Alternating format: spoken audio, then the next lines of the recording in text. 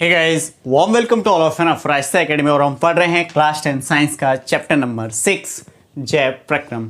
आज है जिसका लेक्चर नंबर फर्स्ट। तो हमारा चैप्टर नंबर 6 स्टार्ट हो गया है। इसका मतलब हमारा जो वायु वाला सेक्शन है क्लास 10 में डियर स्टूडेंट वो स्टार्ट हो चुका है। तो पहला चैप्टर हमारा है वायु वाले सेक्शन से जैव प्रक्रम। तो सबसे पहले हमें जैव को समझ लेना चाहिए, ठीक है। जैव यानी सजीव, ठीक। जैव यानी जीवित चीजें यानी सजीव। तो सजीव कौन होते हैं? हम बचपन से पढ़ते आ रहे हैं ना, प्राइमरी क्लासेस से पढ़ते आ रहे हैं भाई, है ना। पता है ना भाई, कुत्ता भाग रहा है नहीं, कुत्ता, भैंस जुगाली कर रही है ना, और बहुत सारी चीज़ें। हम क्या हैं? सजीव ही तो हैं। बहुत सारी चीज़ें जो दौड़ रही हैं, गाना गा रही हैं। अच्छा, गाना गाने का मतलब ये थोड़ा ना हो गया म्यूजिक सिस्टम उसमें से आवाज़ आ रही है तो वो सजीव हो गया। नहीं भाई, सांस ले रही है ना, खाना खा रही हैं, अपने समान यानी अपने जैसी संतान उत्पन्न कर रही हैं, और क्या कहोगे, उनकी मृत्यु होती है, जन्म होता है। तो ये सभी क्या हैं? सजीव हैं, है ना। यानी जिनका शरीर कोशिकाओं का बना होता है। देख लेते हैं पहला नंबर क्या है। सजीवों का शरीर कोशिकाओं का बना होता है, यानी जिनका शरीर कोशिकाओं का बना होता है वो क्या होते हैं? सजीव ही हैं। नेक्स्ट है, सजीवों में विभिन्न उपापचयी क्रियाएं होती है, मतलब श्वसन आपका हो गया, पोषण, संबंध, उत्सर्जन। ये सारी जो क्रियाएं हो रही हैं वो कौन में होंगी? सजीव में होंगी।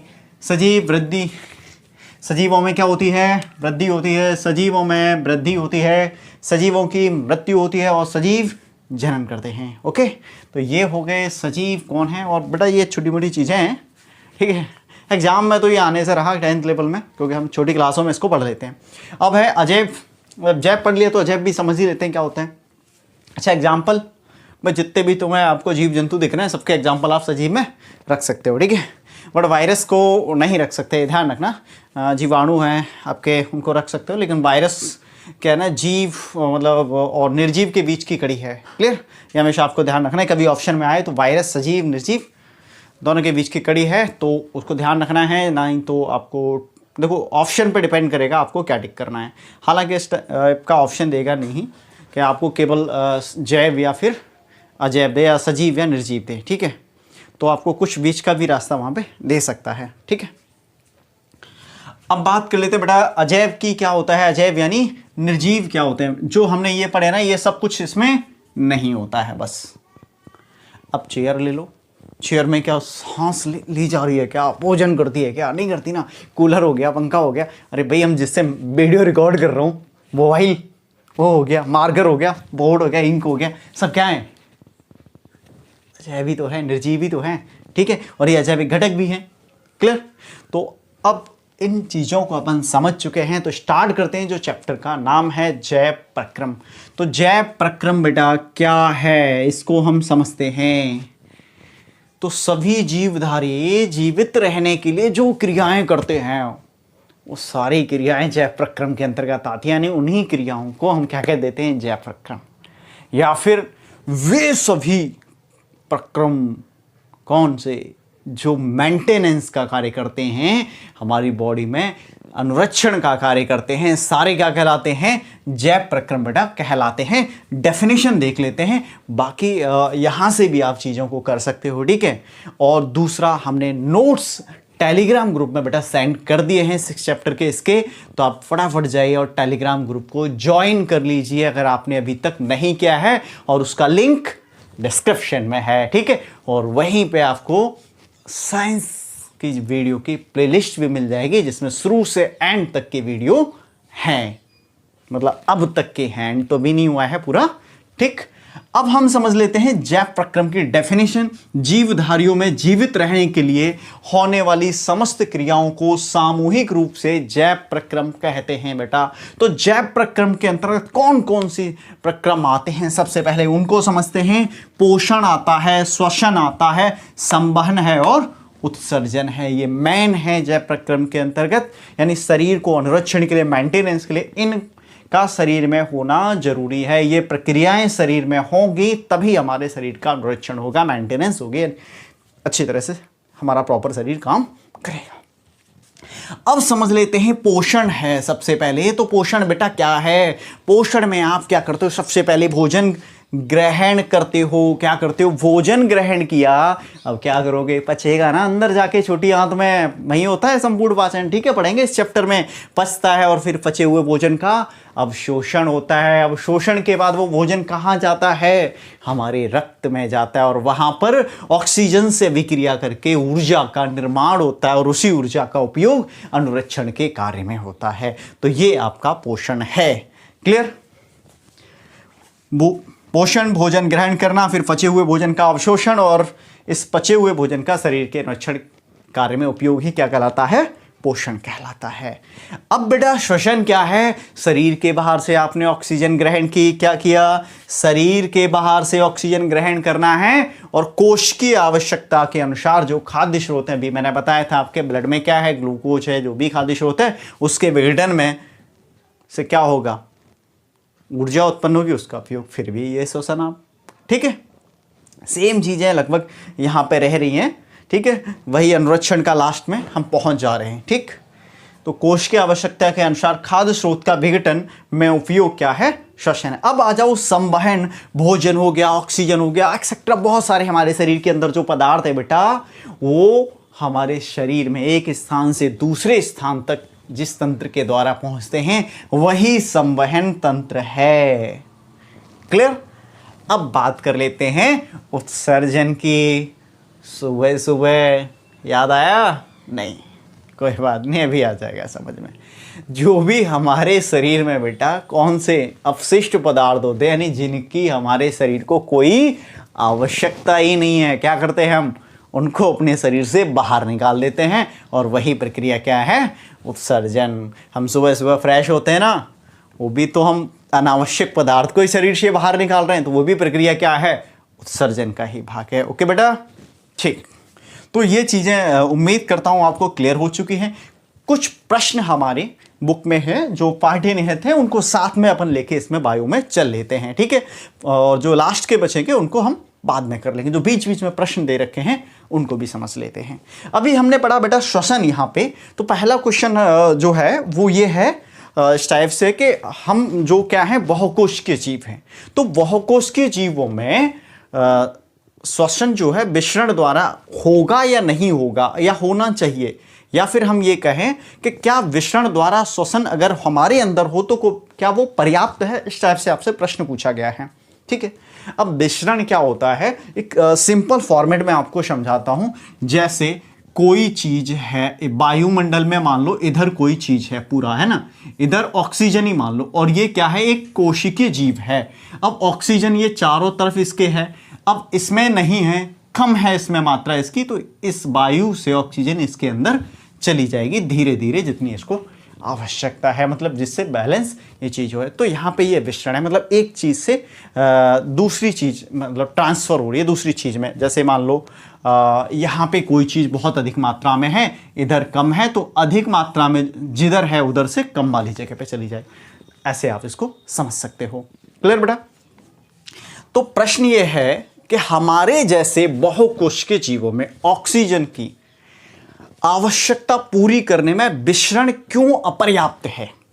तो सिंपल सा आंसर है बेटा, हमारा पूरा शरीर, ठीक है, यानी आंतरिक जो अंग हैं हमारे शरीर के ऊतक हैं, क्या वो सब वायु के संपर्क में रहते हैं? नहीं रहते ना, तो फिर कैसे पर्याप्त होगा भैया? लेकिन एक कोश के जीवों का रहता है, इसलिए उनमें हो जाता है। अब ये तो आपका आंसर हो गया, बाकी आंसर आपके नोट्स में प्रोवाइड करा रखा है मैंने। अब नेक्स्ट क्वेश्चन है, कोई वस्तु सजीव है, इसका निर्धारण भैया ये सारा तो यही है, इसलिए मैंने ये आपको कराया था, ठीक है, कि आपको चीजें क्लियर हो जाएं। नेक्स्ट है, किसी जीव द्वारा किन कच्ची सामग्रियों का प्रयोग किया जाता है? अब भैया अपनी खाने वाली चीजें देखो ना, उनमें क्या है, अधिकतर जो खाने वाली चीजें 99% सब में तो कार्बन ही है। क्या है? सब में कार्बन है। तो इसका मतलब क्या है, जो वस्तुएं हम यूज कर रहे हैं खाने में, कच्ची सामग्रियों के रूप में हम ले रहे हैं, वो क्या है, कार्बन आधारित अणुओं पर निर्भर, ठीक है, कार्बन आधारित है सारी, ठीक, क्योंकि सभी वस्तुओं में मोस्टली क्या है, कार्बन है।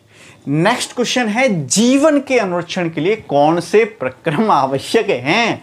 भैया तो यही है, पोषण, श्वसन, संवहन और उत्सर्जन। क्या है? पोषण, श्वसन, संवहन और उत्सर्जन। तो हमारा नेक्स्ट टॉपिक है बेटा पोषण, तो पोषण क्या होता है हम समझ चुके हैं और इसको हमने दो भागों में बांटा है, एक स्वयंपोषी पोषण और एक विषमपोषी पोषण। ठीक है, स्वयंपोषी पोषण को हम सबसे पहले समझेंगे। जब हम स्वयंपोषी पोषण को अच्छे से समझ लेंगे उसके बाद फिर हम आएंगे विषमपोषी पोषण पे। तो स्वयंपोषी पोषण के बेटा डेफिनेशन को समझ लेते हैं। देखो, स्वयंपोषी पोषण, पोषण का बेटे एक ऐसा तरीका है जिसमें जो सभी जीवधारी जो इसके अंतर्गत आते हैं, यानी जो स्वयंपोषी पोषण करते हैं, वो सरल अकार्बनिक पदार्थों से, किससे? सरल अकार्बनिक पदार्थों से क्या करते हैं? कार्बनिक भोज्य पदार्थों का निर्माण करते हैं। ठीक है ना, तो समझ में आ गया भाई कौन सा तरीका है, मतलब ऐसा किसको हम स्वयंपोषी पोषण कहेंगे।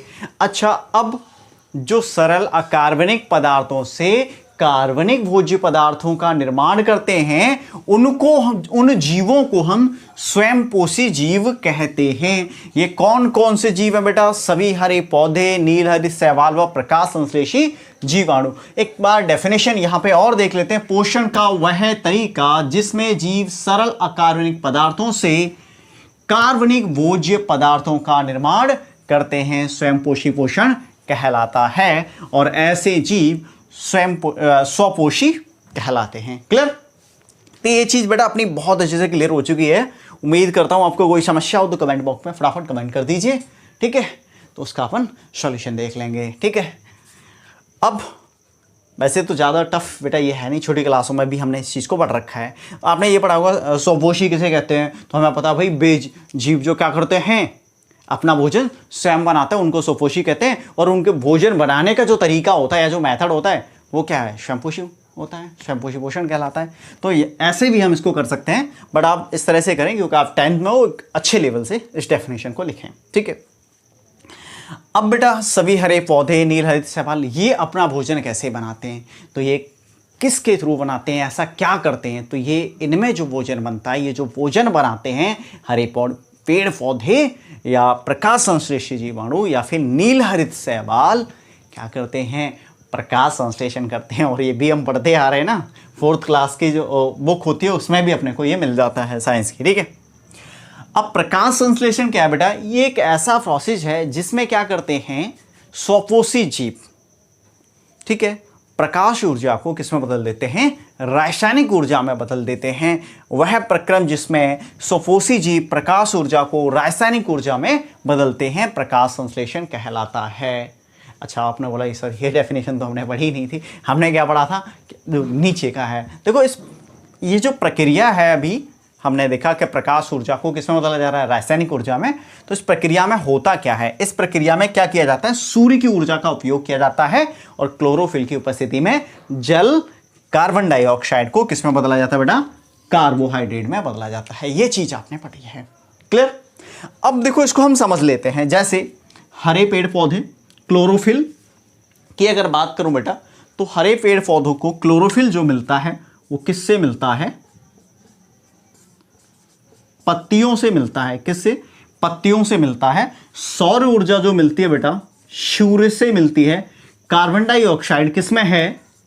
वायुमंडल में है, तो वायुमंडल से इनको कार्बन डाइऑक्साइड ये लेते हैं। ठीक है, और खनिज प्लस जल ये बेटा इनको मिलती है भूमि से। ठीक है, तो ये अपने को चीजें समझनी होगी, क्योंकि कभी कभी प्रश्न आ जाता है कि पौधों को भोजन बनाने के लिए कच्ची सामग्री कहां से प्राप्त होती है, और वो कच्ची सामग्री क्या है? यही तो है सब, सौर ऊर्जा, क्लोरोफिल तो पौधों की पत्तियों में होता ही है, कार्बन डाइऑक्साइड वायुमंडल से मिलता है, और खनिज प्लस जल ये भूमि से मिलते हैं, सौर ऊर्जा किससे मिलती है? सूर्य से मिलती है। ये प्रश्न आपका आ जाता है। तो यहां पे ये सारी चीजों का यूज कर रहे हैं हरे पौधे, और प्रकाश संश्लेषण की क्रिया द्वारा किसका निर्माण कर रहे हैं? स्टार्च का निर्माण कर रहे हैं, मंड का निर्माण कर रहे हैं, जिसमें आपका कार्बोहाइड्रेट, प्रोटीन और वसा है। उम्मीद करता हूं चीजें क्लियर हो चुकी हैं। अब देख लेते हैं एक रासायनिक अभिक्रिया इसकी। तो रासायनिक अभिक्रिया में बेटा क्या होगा? कार्बन डाइऑक्साइड, ठीक है, कार्बन डाइऑक्साइड है, किससे अभिक्रिया करेगी? यहां पे तो पेड़ पौधे क्या लेते हैं भाई, कार्बन डाइऑक्साइड ही तो ले रहे हैं, और दूसरा क्या ले रहे हैं, जल। ठीक, ये आपका जल ले रहे हैं। ठीक, अब यहाँ पे प्रकाश संश्लेषण, एक और चीज़ आपको यहाँ पे ध्यान में रखनी है, तो मैं इसको काम करता हूँ, थोड़ा इरेज कर लेते हैं चीज़ों को, थोड़ा ऐसे इसको इरेज। ठीक है, तो यहाँ पे अब देखो जल, और ये हो गया सूर्य का प्रकाश। ओके, अब क्लोरोफिल तो चाहिए ही चाहिए भाई, क्लोरोफिल। कार्बन डाइऑक्साइड हो गया, जल हो गया, सूर्य का प्रकाश, क्लोरोफिल। अब क्या होगा, प्रोडक्ट बनेगा। तो प्रोडक्ट कौन कौन से बनेंगे उनको देख लेते हैं, थोड़ा इसको और इरेज कर देते हैं। ये चीज़ आपको समझ आ गई होगी, ये देखो नोट कर लेना है इस टाइप से, नहीं तो आपको नोट्स में प्रोवाइड कर ही रखा है मैंने। ठीक है, ये मैं इसलिए लिख दे रहा हूँ जिससे कि वीडियो छोटा से छोटा बने, लिखने में हमारा टाइम कम खर्च हो, जिससे आपको चीज़ें ज़्यादा समझ आ जाएं। क्योंकि बायो में काफ़ी कुछ थ्योरी होती है, अगर उसको मैं ना दिखाऊं बोर्ड पे तो बहुत प्रॉब्लम हमारी हो सकती है, और स्मार्ट बोर्ड तो भी है नहीं। ठीक है, कोशिश करते हैं आपका प्यार यूं ही बना रहा, आप इस तरह से जुड़े रहे, और आपको अगर हमारी वीडियो हेल्पफुल लग रहे तो आगे आने वाले टाइम में वो चीज़ भी होगी। क्लियर? तो CO2 यानी कार्बन डाइऑक्साइड, और H2 यानी जल। सूर्य का प्रकाश हो ही गया बेटा। अब सूर्य का प्रकाश, क्लोरोफिल। अब बनेगा क्या बेटा, ग्लूकोज यानी कार्बोहाइड्रेट, C6H12O6, ऑक्सीजन बनता है, और जल वाष्प के रूप में ये भी निकलता है पौधों से। अब इस अभिक्रिया को अपन बैलेंस कर लेते हैं। तो कार्बन के यहाँ पे बेटा 6 हैं, तो यहाँ हमने कर दिए 6। ठीक है, हाइड्रोजन के यहाँ 12 हैं, तो यहाँ भी हमने 6 का मल्टीप्लाई यहाँ पे कर दिया पहले, बाकी देख लेंगे बाद में जो भी होगा। तो यहाँ पे हमने 6 किए हैं, ये यहाँ पे 6 हो चुका है। यहाँ पे अगर हमने ये किए तो यहाँ पे कितने हो जाते हैं, ऑक्सीजन के 12, और यहाँ के हिसाब से देखें तो 18 हमारा यहाँ पे हो जाता है। यहाँ पे टोटल कितना हो रहा है, 6। अगर यहाँ पे भी मैं कर दूँ तो 6 दूनी 12 यानी 18 हो जाएगा, और यहाँ पे हमारा 12 है, तो बैलेंस नहीं हो पा रही हैं चीज़ें। एक काम करते हैं, यहाँ पे हम 12H2O करें तो कितना हो जाता है फिर देखते हैं। तो 12H2O करने से अपने को एक चीज़ यहाँ पे मिल रही है कि हम यहाँ पे 12H2O कर देते हैं, तो 12 यहाँ हो गया हमारा, और 6 यहाँ हो गया है, 24 हो रहा है। ठीक है, कितना हो रहा है टोटल 24, तो 12 यहाँ, 6 दूनी 12 यहाँ पे, तो 12 यहाँ पे टोटल हाइड्रोजन बेटा 24 है। ठीक है, और यहाँ पे भी हाइड्रोजन आपके 12 और ये 12, यानी दोनों तरफ हाइड्रोजन कितना हो चुका है, 24 हो चुका है। क्लियर? अब हमारा बेटा ये अगर हम देखें, कार्बन जो है ये बैलेंस है दोनों तरफ, 6 है। ऑक्सीजन की अगर मैं बात करूं तो 6 दूनी 12 और इधर 24 है टोटल ऑक्सीजन। अब इधर देख लेते हैं कितना ऑक्सीजन, 6 और इधर 6 12 और ये 6 दूनी 12, यानी यहाँ पे अपनी रिएक्शन क्या है बेटा, बैलेंस हो चुकी है। तो रिएक्शन को बैलेंस करने का तरीका यही है, हम केमिस्ट्री में समझ चुके हैं। अगर अभी तक आपने केमिस्ट्री के हमारी वीडियो नहीं देखे हैं तो प्लेलिस्ट में जाइए फटाफट भाई, और वहाँ पे आपको लिंक दे रखा है, सारी वीडियो है वहाँ पे। क्लियर? तो इस तरह से ये हमने प्रकाश संश्लेषण को समझ लिया। तो प्रकाश संश्लेषण है क्या, कच्ची सामग्री कौन कौन सी चाहिए, ठीक है, ये सारी चीज़ हमने इसमें समझी। और पेपर में बेटा ये प्रश्न आते हैं, ऑप्शन भी बन सकता है। ठीक है, पोषण क्या था हमने समझा इस वीडियो में, स्वयंपोषी पोषण को समझ लिया, प्रकाश संश्लेषण समझ लिया, सारी चीज़ें अपनी यहाँ पे क्लियर हैं। ठीक है, तो अब मिलते हैं बेटा नेक्स्ट वीडियो में, तब तक के लिए बाय बाय।